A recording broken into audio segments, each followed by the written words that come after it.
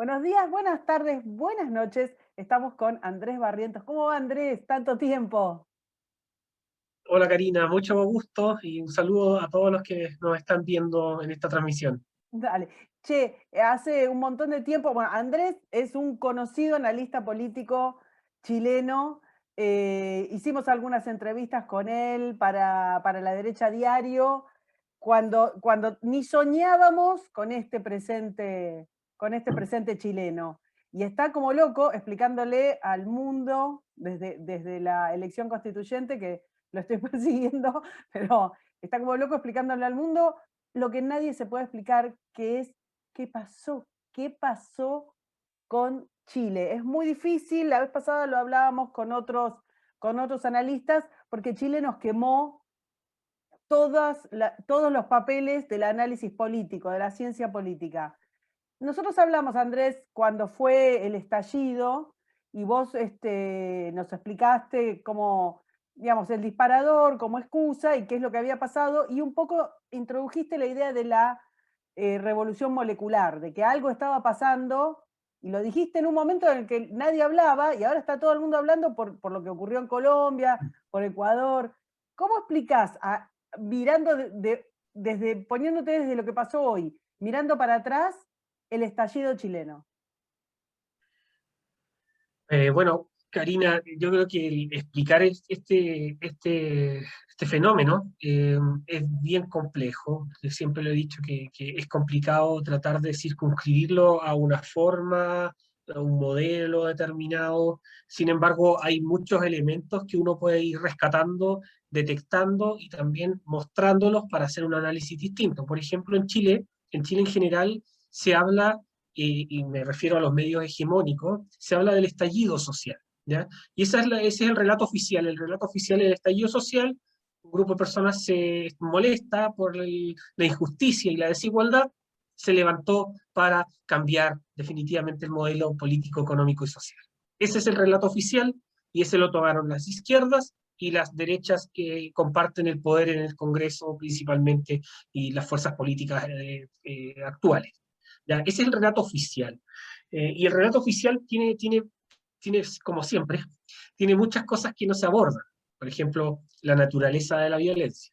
Eso se omite, solamente se circunscribe que son casos aislados de la violencia, de las manifestaciones pacíficas. Entonces, lo otro que señala el relato oficial, y esto para comentarles, porque eso es lo que nosotros vemos en la televisión o en los diarios, en los grandes medios.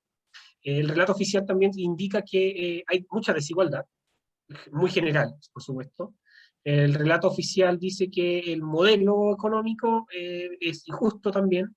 El relato oficial eh, trata a los delincuentes, en esto principalmente en las fuerzas de izquierda general, todas, a los delincuentes los trata como víctimas y presos políticos incluso. Claro. Así, a ese nivel de mentira se trata de instalar el fenómeno y así con la complicidad de los medios de comunicación también que no ponen como ese freno al discurso políticamente correcto a todo nivel. Entonces, ese es el escenario del relato oficial. Entonces, el relato oficial es ya excluimos el análisis del 18 de octubre, ya tenemos un consenso en que hay injusticias en el modelo, hay que cambiarlo, tenemos que tener un nuevo pacto social, y ese es el relato oficial ahora del presidente. Sí, ¿Ya? sí. Nuevo pacto social, vamos a buscar un Chile más inclusivo, más justo, más verde, economía circular, autos eléctricos, Smart City, toda esta paranoia de un mundo feliz que nos promueven desde las organizaciones internacionales, es el relato oficial hoy. Entonces aparecen todas estas nuevos agenciamientos, bueno, no nuevos, sino los agenciamientos del PNUD, de la CEPAL, la ONU en sus distintas versiones, UNICEF, todos haciendo soporte a estos cambios magníficos que tenemos que avanzar hacia la igualdad en Chile. ¿Ya? Ese es el relato oficial. El otro día lo puse, es una especie de neocolonialismo de la alegría, ¿entendés? Es como, tienen una idea de la felicidad, verde, sustentable, feminista y de la tierra y yo qué sé, y vamos por eso, y no paran, pero no paran, taca, taca, taca. Lo notable es como Piñera abrazó todo eso como si fuera la Biblia.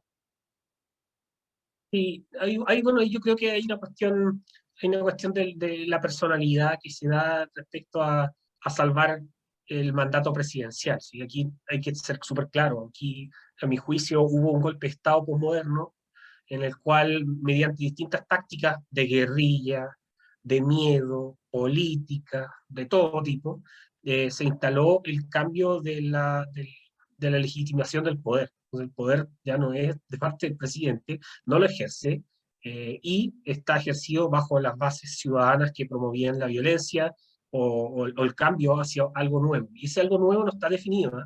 No está definido en cierta medida. Sí hay grupos políticos como el Partido Comunista, que tiene mucha preponderancia en Chile, y el Frente Amplio, que tienen un proyecto político de un Estado social de derecho. Eso está escrito, ellos lo dicen, Sí, pero la centroderecha es viene importante bien. aclarar que en Chile el comunismo es comunismo posta, o sea, comunismo no una socialdemocracia, un socialismo más o menos simpático.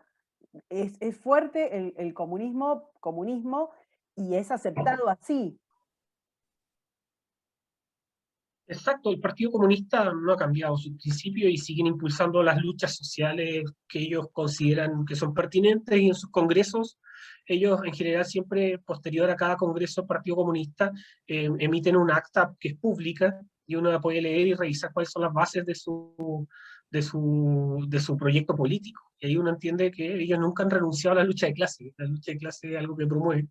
Y el Partido Comunista hoy se hizo de la alcaldía de Santiago, la capital del país, cosa que nunca la había tenido en la historia. Entonces, ahí uno ve que el Partido Comunista ha sido tratado, y esto también por la complicidad también de la centroderecha tradicional, que el comunismo lo trata como si fuesen demócratas, y ellos no son demócratas. Sus planteamientos es de la democracia radicalizada, es solamente una vía para el planteamiento de sus teorías llevadas a la práctica.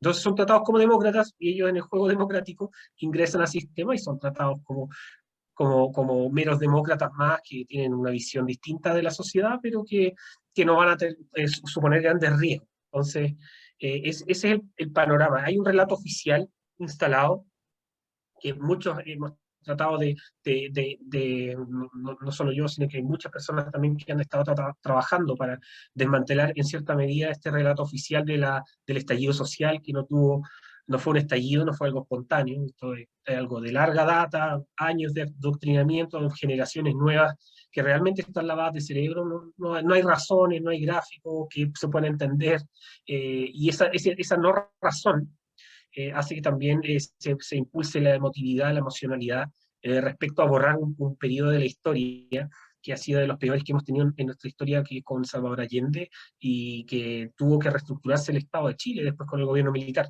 Entonces, ese relato que ya está cooptado por generaciones antiguas, nosotros lo que tenemos que hacer, y hemos estado haciendo, es reinstalar un nuevo relato sobre lo que fue este mal llamado estallido social, que a mi juicio es una insurrección, o un golpe de Estado a guante blanco, porque son nuevos mecanismos que está haciendo Absolutamente la organizada, que se ha explicado izquierda. largamente, coordinada desde redes, de distintos grupos.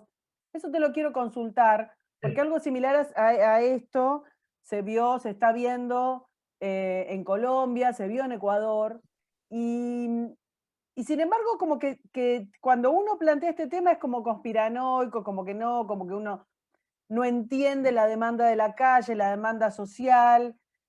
Raramente, porque si vas a mirar los números y los indicadores chilenos respecto, por ejemplo, de los argentinos, que están gobernados por gente del Foro de San Pablo, los números argentinos son desastrosos, tenemos un escándalo diario prácticamente, barbaridades, sin embargo no se mueve un pelo. Acá no hay ni media manifestación.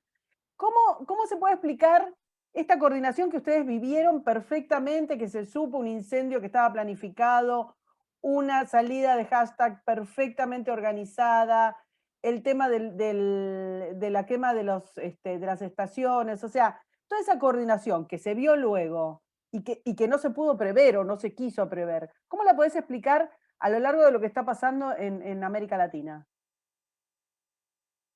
Sí, yo creo que hay un tema simbólico muy importante de la izquierda, y que nunca ha sido aceptado tanto por la izquierda democrática, eh, como por los grupos más radicales. que eso tenemos en el Congreso, tenemos de todo en la fauna, sobre todo ahora en la constituyente, que Sí, ingresaron ahora, radicales, ahora, ahora te ya voy a que preguntar porque la constituyente no tiene desperdicio. eh, entonces hay un tema simbólico, que es que nunca en los más de 20 años que gobernó la centroizquierda en Chile, sin cambiar cosas sustanciales de la política económica eh, y social, o el llamado, mal llamado modelo, eh, hay una cuestión simbólica de que no pudieron cambiar los aspectos cruciales, que ellos siempre tuvieron reticencia de, y solo por aplicación práctica tomaron algunas políticas. De hecho, la privatización, por ejemplo, de las sanitarias, las que entregan el agua, las que procesan el agua y que uno puede consumir al día a día, y que en Chile una cuenta no es cara, son $4 que uno puede pagar en una casa donde vive una persona, no es algo muy caro, pero son privadas, y eso lo hizo los gobiernos de centro izquierda. Lo mismo ocurrió con el sistema de concesiones. Siempre los argentinos nos dicen, oye, ustedes tienen muy buenas carreteras, ¿por qué? Y bueno, las concesiones, y eso lo hizo la centro izquierda en Chile, que fue una profundización del modelo económico. ¿Y por qué? Porque no había dinero. Si nosotros somos latinoamericanos, somos países pobres, y lo que se hizo fue abrir a la iniciativa privada estos proyectos de inversión con una rentabilidad en el tiempo y con una concesión también dada. Y eso no quita también de que hayan problemas dentro de eso, siempre van a haber problemáticas de cobro excesivo y cosas por el estilo, Sí, pero, pero, el, el- nada pero el justifica. grueso, Claro. claro, pero el grueso es que a mi juicio hay una cuestión simbólica importante, de que si Chile cae, el resto de los países latinoamericanos son muy potables para perseguir el socialismo, es decir, como Es que eran, la es izquierda que sí. eran el milagro, era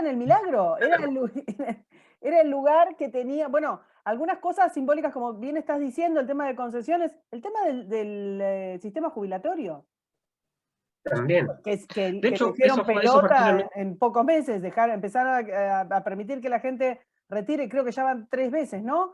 Que se descapitalice el es, sistema de ahorro, que era el único que funcionaba. En el resto de América Latina es una barbaridad, porque el Estado vive metiendo la mano en las cajas jubilatorias. Argentina es el paladín de esas barbaridades. mm, Entonces, y sin embargo, digamos, fueron a todas las perlas que hacían que Chile tuviera ese milagro.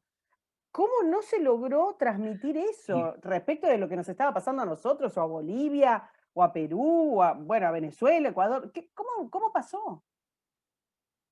mm. Mira, la discusión del sistema de pensiones se dio ya en su momento cuando fue la revolución, las revueltas de el año 2011. Ahí ya se tocaba Sí. también fuerte el tema de las pensiones, pero después empezaron a haber marchas significativas. Y hay muchas explicaciones para eso, a mi juicio. En primer lugar, por ejemplo, la educación previsional. La gente no entiende el sistema, cómo funciona, primero. Segundo, las matemáticas básicas de interés compuesto, en las cuales tú vas recibiendo, a ver, en virtud de tus ahorros personales que vas integrando al sistema, que cotizamos poco, o cotizamos 10% en la actualidad del sistema privado de pensiones. No se entendía, entonces había una poca vinculación entre el ciudadano con sus ahorros jubilatorios. Eso es un tema crucial, pero eso no se le puede atribuir a las administradoras de fondo de pensión.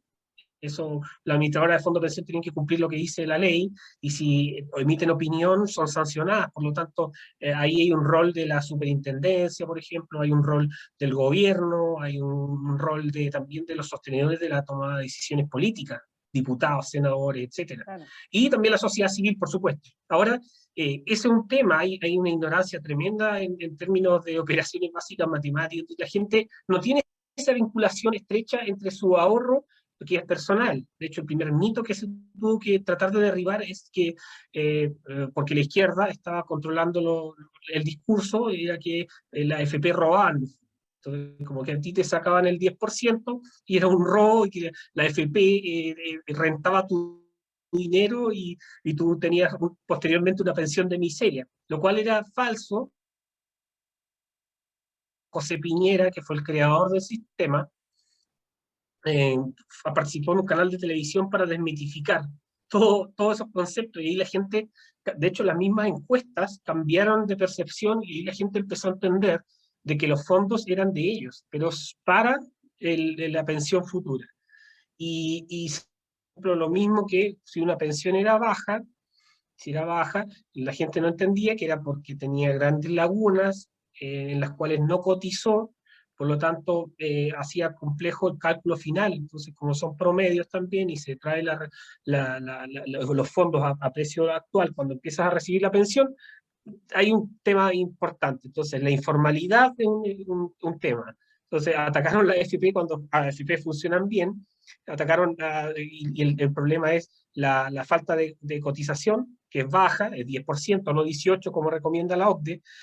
Atacaron, no atacaron la informalidad, que es cerca de un 40%, algo normal en Latinoamérica, y las lagunas previsionales, que se producen también en cierta medida por esta informalidad, el no querer trabajar, cotizar. Y de hecho, incentivos malos que se daban en el sistema de pensiones también eran, o incentivos perversos, era que muchas veces, para tener dinero hoy, tú te contrataban por un determinado monto, y en vez Sí, de aportaban la menos, liquidación de tu aportaban, sueldo, exacto. cotizarte por el total, te ponían el sueldo base, y del sueldo base te sacaban el 10%, y la empresa te decía, bueno, pero yo te puedo pagar directamente más, y entonces la gente siempre dice, bueno, mejor no me lo calcules en el concepto completo de la planilla, sino que calcúlamelo por ese y me entregas la plata hoy Ahora, del resto que supuestamente me vas a cotizar. Entonces, esos sí, sí, acuerdos que se daban eran, que fue muy común, eso hacían que obviamente de aportar el menos al sistema, sistema. Claro, sí, exactamente. y además también las recomendaciones de expertos, se hicieron dos grandes informes para mejorar el sistema de pensión en Chile, con expertos de todos los conglomerados políticos razonables, esas reformas no se llevaron a cabo. De todo esto que se hacía cargo de la cotización, de elevar el tramo de cotizaciones para el hombre y la mujer. Ninguna de esas cosas se tomaron en cuenta, y obviamente se optó por el camino más fácil, que era destruir el sistema. El sistema, claro. Y además, otra cosa que está en el debate ese de las pensiones es que ellos quieren destruir el sistema sí o sí, porque ese es el fondo, es el gran robo del siglo que les encantaría hacer como lo hicieron en Argentina. Yo creo Exacto. que ahí las fuerzas de izquierda, con su relato y todo esto que tienen muy bonito, han sido bien eficientes. Y por otro lado, el Estado mismo ha creado este engendro contrario al sistema de capitalización individual. ¿Por qué? Porque el Estado también tiene un fondo de capacitación previsional, y si uno revisa, esto es público, uno revisa las organizaciones que se adjudican la educación previsional de Chile, que se hacen a través de la sociedad civil, son puras organizaciones que son las que organizan posteriormente marchas contra el sistema. Entonces, Sí, sí, cierra todo. Desde que se produce esta coordinación, lo que vos hablás de este golpe institucional, hasta que finalmente el Ejecutivo concede por esta intensidad de las manifestaciones o de los ataques que no cesaban, concede hacer una reforma, digamos, un plebiscito para ver si se hacía la reforma. Y luego, y a posterior de eso, hasta que se hace la elección constituyente, nunca cesa la tensión. ¿Por qué? ¿Cómo pueden conseguir, a pesar de que se les está concediendo absolutamente todo, que siga la tensión permanentemente en Chile? mira, hay que ser súper preciso ahí. El pacto político que se hizo, que a mi juicio es el pacto de rendición, así me gusta tratarlo, pacto de Es rendición. perfecto, sí, El sí. pacto de rendición se firma con todas las fuerzas políticas, la gran mayoría de las fuerzas políticas, menos el Partido Comunista, la gran mayoría de las fuerzas políticas del Congreso. ¿Y qué era ese pacto? Ese pacto era modificar la Constitución para llevar un plebiscito de una nueva Constitución. ¿Por qué? Porque el capítulo 15 de nuestra Constitución vigente no contempla plebiscitos constitucionales. De hecho, el mandato constitucional está dado para el Congreso, ¿ya? Entonces, cualquier reforma constitucional tenía que ser emitida bueno, podía ser desde la Presidencia de la pública, pero el poder constituyente es el Congreso Nacional. Ujú. Y eso llevó a que se haga una reforma importante que ya la había planteado Michelle Bachelet en su segundo mandato. Ojo, Exacto. que en la convención constituyente la planteó Bachelet antes. Entonces, lo que se hizo ahora es simplemente aplicar lo que Bachelet dio como una recomendación, pero como una salida institucional a la conflictividad, y que era plebiscito por la paz y la nueva constitución. No trajo paz, si bien han disminuido ahora en intensidad las cosas, pero por las restricciones del COVID, que no son tan diferentes como las que están en Argentina en términos de encierros. Tenemos la frontera cerrada igual, tenemos encierros por nivel de comunal, son más pequeños, no son como cerramos todo el país, pero son, gran mayoría del país está confinado. Con fase 1 hay distintas fases que se han establecido. Eh, entonces en eso no nos diferimos mucho. Entonces ahí ha disminuido en cierta medida la intensidad de las manifestaciones, claro está. Ha sido como cierta válvula de escape. Lo mejor que pudo venir para la actual administración fue la pandemia, Sí. en términos de disminuir ese grado de tensión. Si de hecho el mismo verano del 2020 seguían las manifestaciones en Santiago, todo rayado, todo destruido. Entonces, la pandemia vino a ser la excusa perfecta para disminuir ese grado de movilización. Entonces, por eso igual van a seguir habiendo conflictividad y todo. Y de hecho, muchos grupos han llamado a cerrar la constituyente, a rodear la constituyente para que las propuestas avancen, las propuestas transformadoras. Entonces, ese pacto de rendición, para ir cerrando la idea, ese pacto de rendición se firma, se cambia el articulado de la Constitución para llamar a un plebiscito y pasar el poder constituyente a este grupo de 155 miembros que van a estar encargados de generar un nuevo documento constitucional en un año y votarlo en un plebiscito de salida que es obligatorio. En este anterior, donde elegimos a los constituyentes, eh, el plebiscito era, perdón, no el plebiscito, sino que la elección de los constituyentes era voluntaria. Y el plebiscito anterior, que era si aprobamos o rechazamos comenzar a redactar una nueva constitución, también era voluntario, pero el de salida va a ser obligatorio. Y eso obviamente da luces de esperanza a algo que pueda pasar adentro de la convención. Yo personalmente, respecto a la convención constituyente que se va a dar, ahí fue un desastroso resultado para la centroderecha. Hubo 37 de 155, lo cual es una de las elecciones más catastróficas de la centroderecha desde antes de Allende. ¿Ya? Eso también Además, genera. además con un resultado, porque lo que vos comentabas es muy importante. Se permitió que muchos grupos, de hecho, se pusieron cupos por grupos por pertenencia étnica, que andás a ver además cómo la calculan y la garantizan, pero bueno, es una de estas payasadas que se van viendo en toda la región, y eso se permitió en el Congreso, que hubiera cupo indigenista. Una locura absoluta. Digo, cuando vos decís rendición, para mí es una entrega, pero pocas veces vista en la historia de la humanidad. Sí. Y con todo eso se conformó un muy exótico grupo de constituyentes, algunos de los cuales, los más, vamos a poner vistosos para ser respetuosos, tomaron como mucha viralización en redes porque sinceramente estábamos hablando de gente, pero sin preparación, payasos absolutos, con propuestas demenciales. Perdón, estoy hablando de tu próxima Así es. constitución, pero Es. ¿cómo llegamos hasta acá? ¿Cómo ves a la sociedad común frente a esos payasos? ¿Lo han aceptado? ¿Entienden lo que pasó? ¿Entienden qué tipo de personas van a escribir la constitución?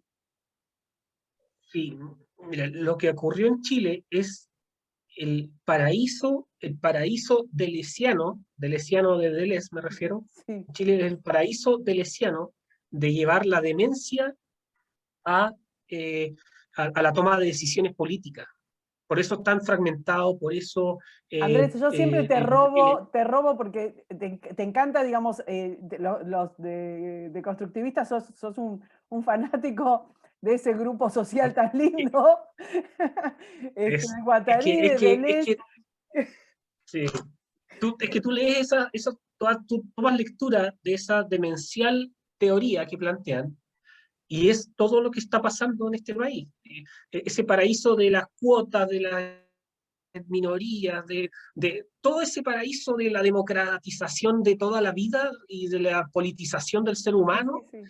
está reflejado hoy Perdón, en estas cuotas. De hecho, te para que interrumpí porque me entiendan también, encantó el paraíso de Lesiano, me pareció impresionante, pero sigamos con esto que me estabas explicando, sí, sí, sí, del sí, grupo constituyente. claro, entonces, claro, este paraíso de Lesiano, de los grupos, dado por los grupos constituyentes, eh, hace y muestra y refleja cómo ha sido tratado también un tema que es como que está en el submundo, por así decirlo, que es también en parte los problemas mentales, la locura, y cómo ha sido tratada como que no, como si fuese algo normal y no algo tratable. Eso, y ahí, bueno, si uno lee a Foucault también tiene algo de ese tratamiento, de dar la locura, lo disruptivo, lo que rompe los bordes, para destruir la institucionalidad, llevarlo a como que fuese algo normal. Y eso también está llevando a que todas las instituciones más importantes estén en el suelo de la aprobación, pero sin embargo el mismo sistema de avanzar hacia una democracia radical, porque lo que estamos viviendo hoy es el segundo paso para una democracia radical. Y eso es lo que defienden los más radicales que han puesto estas ideas. De hecho, el mismo acuerdo, el pacto de rendición, no señalaba que iban a haber cuotas de mujeres, es decir, que después el Tricel, el CERVEL, el Servicio Electoral, iba a meter mano a la urna para determinar si entra uno u otro candidato, una cuestión totalmente ilógica dentro de un aparato democrático liberal. Entonces, a mi juicio, Chile hoy está haciendo un experimento de las ideas de esta locura que promueven los partidos verdes, la democratización de la vida, la democratización radical. Es la salida del sistema de la democracia liberal como la entendíamos de una persona, un voto, y eso yo creo que supone serios riesgos para la democracia futura, entendiendo que también ya el Partido Comunista con el Frente Amplio presentaron un proyecto de ley para cambiar la elección el mecanismo de elección de diputados y de algunos senadores que viene ahora en noviembre junto con la presidencial, porque esa es también con una elección proporcional, pero ellos ya están planteando que tiene que ser igual a la como se eligieron en la Convención Constituyente, es decir, con cuotas de género y con cuotas también a pueblos originarios. Y eso también deteriora la calidad de la democracia, y eso es lo que la gente también como que no conecta entre cómo esta llamada paraíso de la democratización termina diluyendo la democracia y dando menos incentivos para que los mejores estén al menos poniendo ciertas trabas a su mismo poder. Claro, porque ahora ustedes tienen en noviembre la elección presidencial y tienen también senadores y diputados también. Ustedes tienen, igual que nosotros, la cosa esta del cupo, o sea, del 50 y 50, eh, ¿verdad? No, nosotros teníamos un sistema binominal antes, y eso obviamente llevaba a que hayan dos grandes conglomerados políticos, y hubo una reforma en el gobierno de Michelle Bachelet, una reforma para cambiar el sistema electoral, y eso llevó a que entre el Frente Amplio al sistema con un sistema proporcional. Entonces, se prima las listas de ciertos partidos y se va distribuyendo por el sistema de Hunt. Eso es lo que está hoy vigente para la elección de diputados y de senadores. Y lo que quieren poner es cupo indigenista, cupo femenino, cupo... La izquierda está proponiendo eso, y yo creo que puede que se apruebe porque recordemos que todos los retiros, por ejemplo, de pensiones eran inconstitucionales, pero en el primer retiro no hubo veto del presidente de la República y se aprobó, y tampoco se llevó al Tribunal Constitucional, por lo tanto no emitió juicio.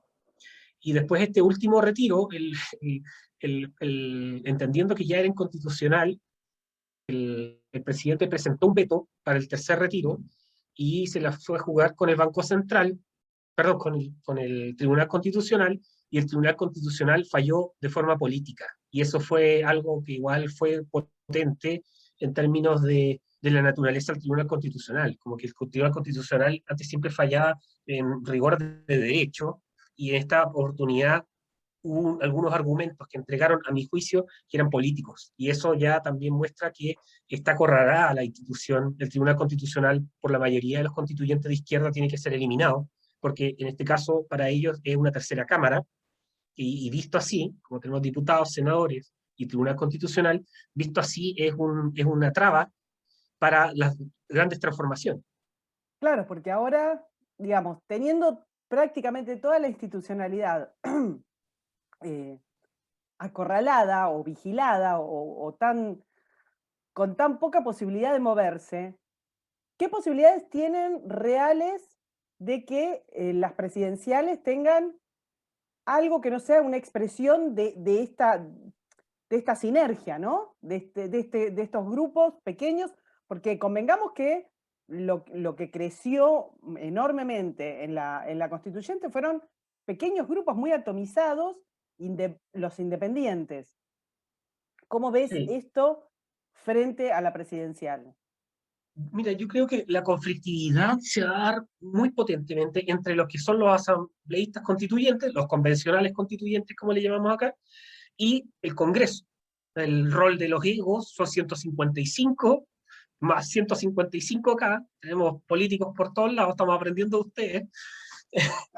Eh, en, y bueno, esa conflictividad se va a dar en los medios de prensa, los roles, unos van a tener, imagínense el Congreso legislando y por otro lado los convencionales constituyentes hablando ya de los cambios a la Constitución, el dilema de poder ahí va a ser bien complejo de Claro, tratar. porque el próximo presidente va a estar, digamos, lo que salga. Yo te quería preguntar, a ver, Sí, ¿Jadwe puede ser presidente o Proboste puede ser presidente? O sea, estamos hablando de candidatos izquierda, soviéticos. así es.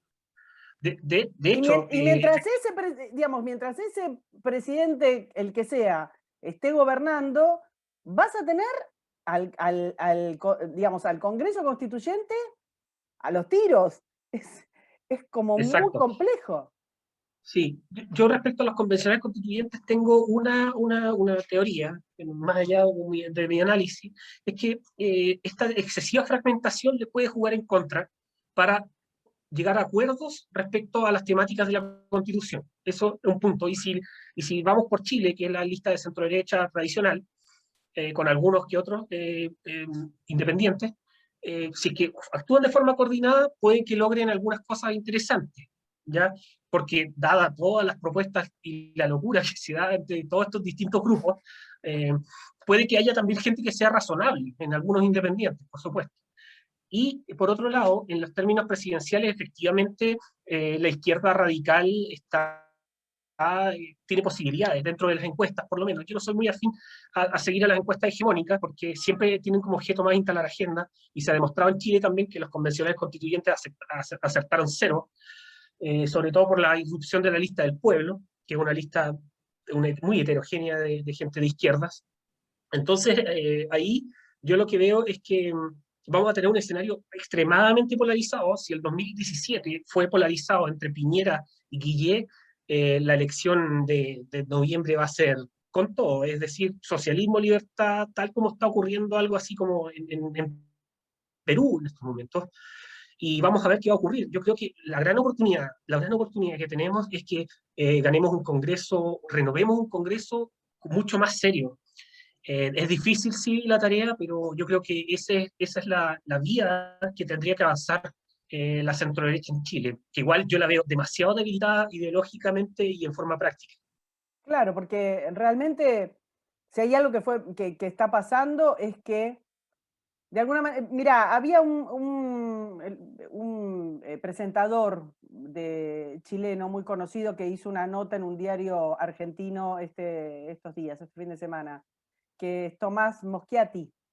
Sí, Este, bueno, muy tiene una certero él. visión, ¿eh? Es muy certero, sí, en sus análisis. Sí. Sí, tiene una visión respecto de esto de la desigualdad. Bueno, no tengo tantas coincidencias, pero sobre todo él habla de una falta de posibilidad de comunicar los logros y como una especie de divorcio de la clase política y de la gente, y de ese análisis pienso cuántas posibilidades tienen la centroderecha o la derecha de llegar, ahora que viene tan cascoteada por todos los últimos acontecimientos y por la última elección constituyente, qué posibilidad tiene de recuperar el relato y de alguna manera de recuperar la impronta ganadora, de poner confianza, de dar un futuro luminoso? A vista, digamos, además de que luego de la constituyente empezó a haber una salida de capitales y una serie de cosas Exacto. al mejor estilo argentino. Sí. Eh, yo creo que las cartas están echadas, no veo que haya una posición que esté muy asegurada de ganar. Yo confío, y como ha sido últimamente en Chile, cuando se dan escenarios de extrema polarización o de riesgo país, como que ahí los chilenos que son más razonables optan por una alternativa más razonable. Este fue el caso, por ejemplo, de Piñera, que se eligió en vez de Guillé. Ya Guillé era centroizquierda, pero sus propuestas eran una izquierda tal cual radicalizada para seguir el proyecto Bachelet. Pero ahora tenemos un problema, es que la gente percibe, a mi juicio, no quiero más de lo mismo. No quiero más de lo mismo, es decir, llegamos, elegimos a alguien distinto, pero no hace ningún cambio significativo a lo que era la administración anterior. Entonces eso hace que hay un descontento y hay mucha reticencia a los candidatos de la centroderecha tradicional. Por eso también se está potenciando por otro lado Kast, que es silenciado por los medios y uno entiende cómo funcionan los medios hegemónicos en el mundo.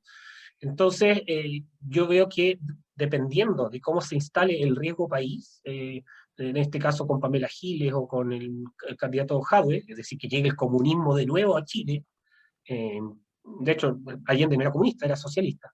Eh, sería, yo creo que el escenario más, aunque sea riesgoso, yo creo que sería el escenario más potable para un eventual triunfo en noviembre. Pero más allá de eso, Karina, yo sostengo, mi tesis es la siguiente, nosotros podemos ganar una presidencial, es poner un dique de contención a una avalancha, pero hay fenómenos que son de generaciones de los años 80, de los principios de los 90, los que vienen ya que no vivieron el gobierno militar, que no vivieron el socialismo con Allende, son generaciones que están prioritariamente lavadas de cerebro, en definitiva, aunque suene así de crudo.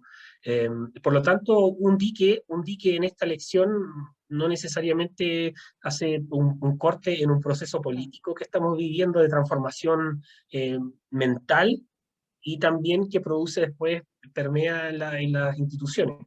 Así que ahí yo creo que los que trabajamos en promover la idea de la libertad tenemos un trabajo doble, que uno es tratar de poner esa contención, ilustrando a la gente, tratando de formarla, interviniendo en los medios, un dique, pero lo más importante es las generaciones que vienen después, las generaciones futuras, para hacer también una contrarrespuesta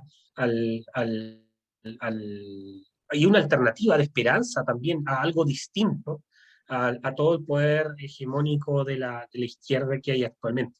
Tenemos que entender también que la izquierda tradicionalmente siempre ve con pesimismo sus avances. Entonces, nosotros siempre vemos como optimistas en la actualidad, es como, sí, pero esto ya va a pasar.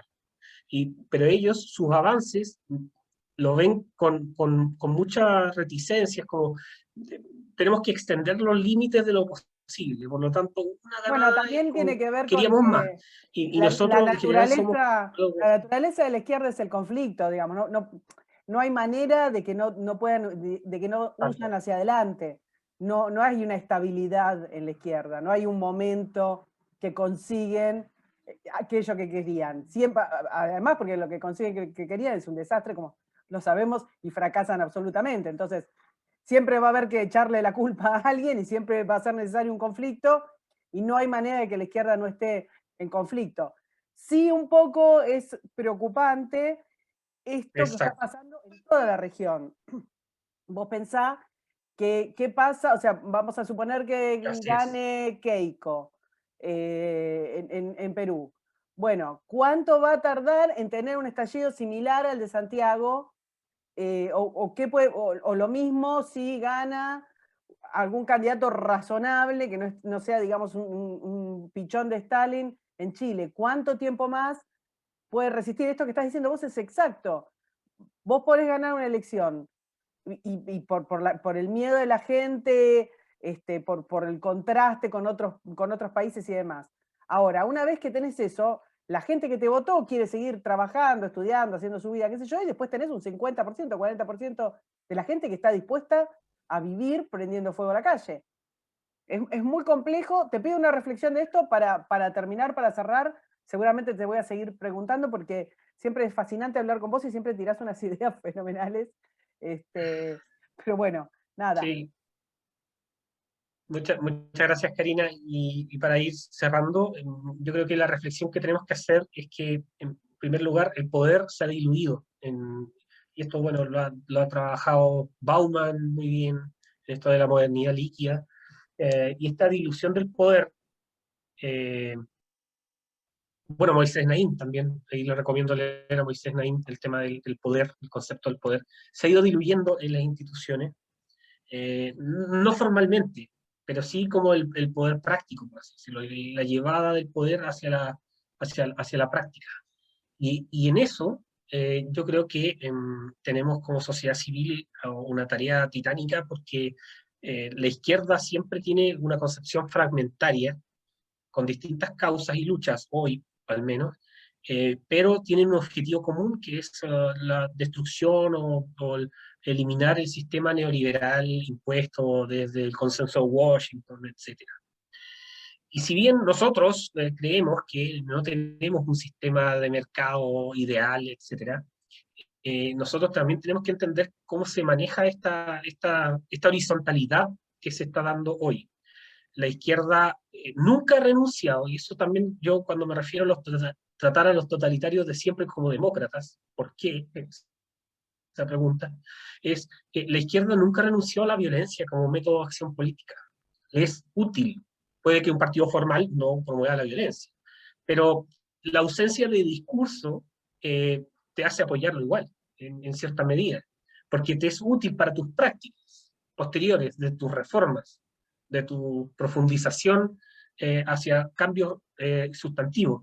Es por ello que han detectado, a mi juicio, que la vulnerabilidad de los sistemas policiales precarios que tenemos en América Latina, muy poco prolijos para detectar eh, injerencias, para detectar terrorismo, para detectar o desactivar las guerrillas que tenemos en toda América Latina. Yo hace un tiempo atrás leí un informe del Departamento de Estado de los Estados Unidos del año pasado que hablaba que jamás, Hezbollah, perdón, que Hezbollah tenía células en Argentina. Y yo decía, oye, pero si están en Argentina, aquí pueden estar en Chile también. ¿Por qué? Perfectamente. Pero nadie habla de eso, nadie habla de eso como si fuese un problema, sino que es como algo que se quiere evitar. Y yo creo que ahí necesitamos liderazgos fuertes en América Latina para poder denunciar, estudiar también todas estas conflictividades nuevas dentro de esta horizontalidad, porque la izquierda, vuelvo a insistir, nunca renuncia a la violencia como método de acción política o amedrentamiento para las reformas que tengan que hacer y instalar algo nuevo. El tema de las implicancias que tiene Venezuela en la región sigue produciendo daño y, y eso es algo que está afectando a todo el continente. Y ahí sí que no lo atacamos también con la fuerza de la libertad, va a seguir teniendo consecuencias en décadas. Así que animar a seguir trabajando a todos. Estas revoluciones moleculares o insurrecciones o golpes de Estado guante y blanco son cosas que van a estar latentes, pero es muy importante alertar a las personas cuando se van viendo estas cosas ya en las calles, los rayados de las calles, los muros, las paredes que hablan dentro de los suburbios, las redes delictuales detrás también de muchas barras bravas, del fútbol. hay una mezcla Sí, sí, de y eso cosas es que son común, es común importantes. a toda Hispanoamérica, ¿no?